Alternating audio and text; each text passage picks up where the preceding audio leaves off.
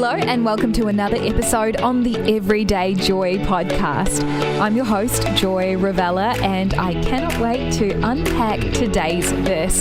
Let's get into it. Above all, keep loving one another earnestly, since love covers a multitude of sins. That's 1 Peter 4, verse 8 from the ESV. I've got Jackie once again here in studio with me. Jackie, the last time we hung out, we were doing episodes 14 to 18. Yes, and I cannot believe we are up to episode 44 today. That's incredible. It feels like it was only a couple of weeks ago that we did that. I know, but it's not. It's been a good while, and the last time we spoke, I remember the biggest thing in your world at the time was the fact that you just moved houses, I think. Yeah. Yeah, just moved house and turned 50. How's it going? How's the 50 life? 50 life is rocking so far. So good. Yeah, so good. Yeah. What are you most looking forward to in your 50s? Oof. That's a big question. I reckon it's something along the lines of really not giving a rip anymore about what other people think. Are we allowed to say that? Yeah. Yeah. I feel the same way. I'm 29 at the point of this recording, and I'm turning 30 very soon, and I'm so pumped for my 30s. Yeah, because 30s are good. Yeah, because I feel like I've got enough of experience under my belt to not waste time chasing after what other people think of me. And I just feel like the older you get, the less you care. So true. So true. Well, today we are taking a look at 1 Peter chapter 4, verse 8. Above all, keep loving one another earnestly, since love covers a multitude of sins. So, Jackie, what would be your first impression of this verse? I love the thought of it. I love the idea of, just love one another. It's just love one another. But it just gets so much harder the less you actually want to. Yeah. And that's when it's the most important. Exactly. Yeah. Exactly. Yeah. What does this verse tell you about who God is or what matters to him?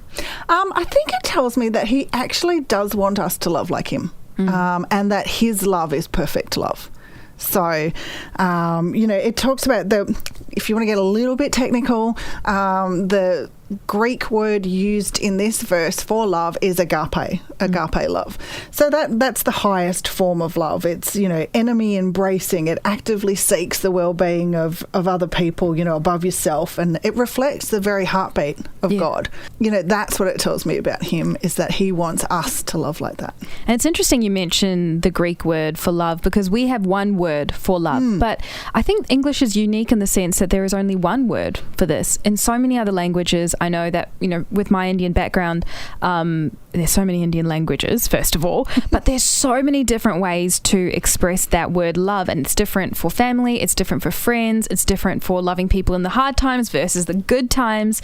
And I really appreciate how the Bible also expresses that, and sometimes we've got to dig deeper and find the original text to understand that. So it's incredible that you're saying that the specific word chosen to describe love, when it says love covers a multitude of sins, it's the kind of love that's described as actively seeking the well-being of people other than yourself. Yeah. And embracing your enemies. Yeah. Do you have a story of how this verse came to life in your world? Number of years back now, I was working with a girl who was younger than me. She worked in another department, but we had to cross paths at work a lot. And we had, let's just call it, extraordinarily different working styles, personalities, way of operating in the world. Everything about us was different.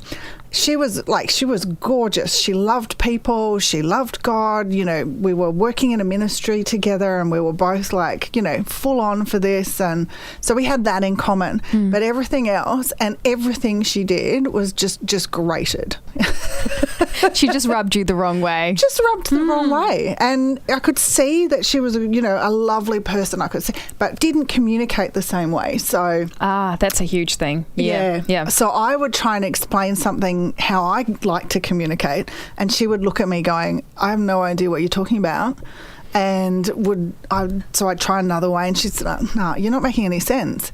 And then she would say something, I'd be like, I don't understand you either. So it was just this constant, to the point where it got to a couple of months into working together, I just didn't want to work with her anymore. Wow. And, I was like, this is too hard. How can it be this hard? I'm in my 30s I was then, how can it be this hard for me to work with somebody? And like one day sitting in my office and thinking, oh, she's going to come and talk to me. Oh, Lord, what do I do? What do I do? And he was just like, love her like I do. Wow. And, and I was just like, oh. That's when you know God's speaking to you. Oh, yeah, that's not my thought. So not my thinking. So what happened? What happened when she came over? It was a constant reminder to myself because we still had the same communication problems. But what changed was my attitude to be able to say, so what I'm hearing you say is, and she would, oh, no, that's almost it. But we just, okay, great.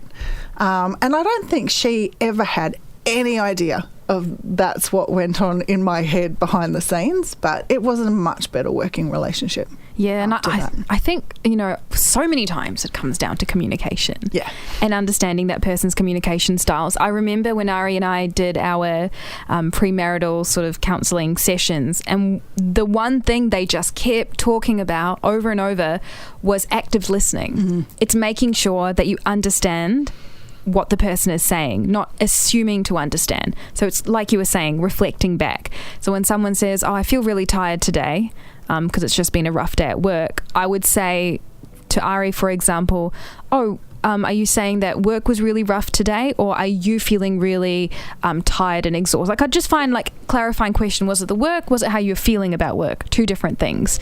And that's been a huge lifesaver for us within, our marriage at very early stages, but it's been really good, and I'm really grateful for those lessons in communication. And it seems like love and having that perspective of caring for that person and seeing them the way God sees them is quite key in even asking those active questions. Yeah, absolutely. And I think not only the active questions, but how we demonstrate that love to others as well.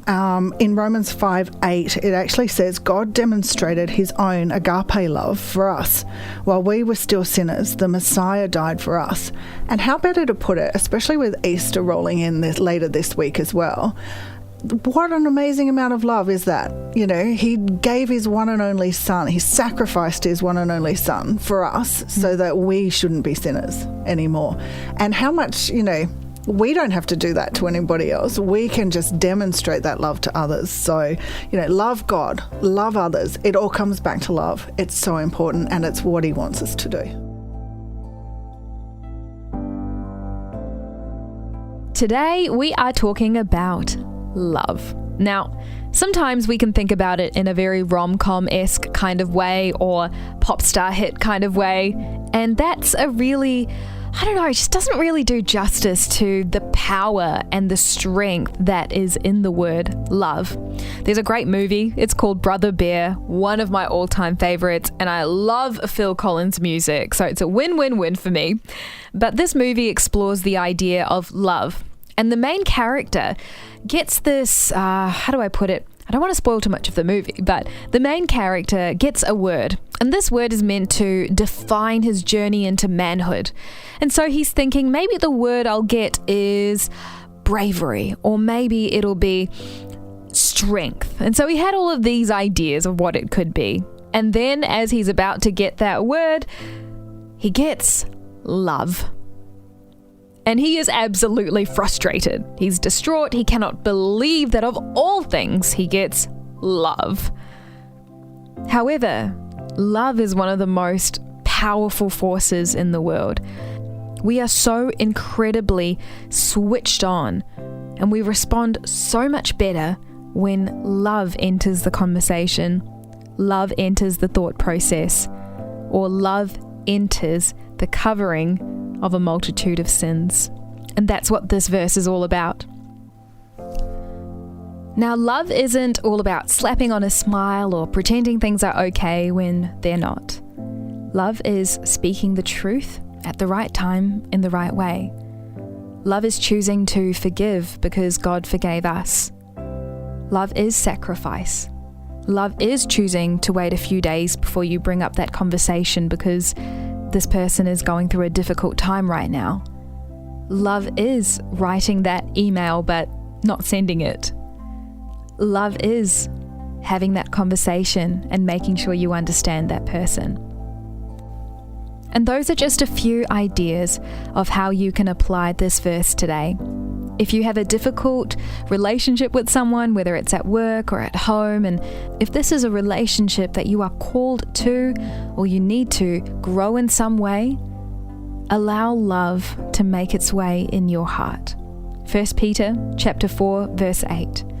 Above all, keep loving one another earnestly, since love covers a multitude of sins. Well, that wraps up today's episode on the Everyday Joy podcast. Make sure you do like and subscribe. Leave a 5-star review as well, because those are super helpful. And I'll catch up tomorrow.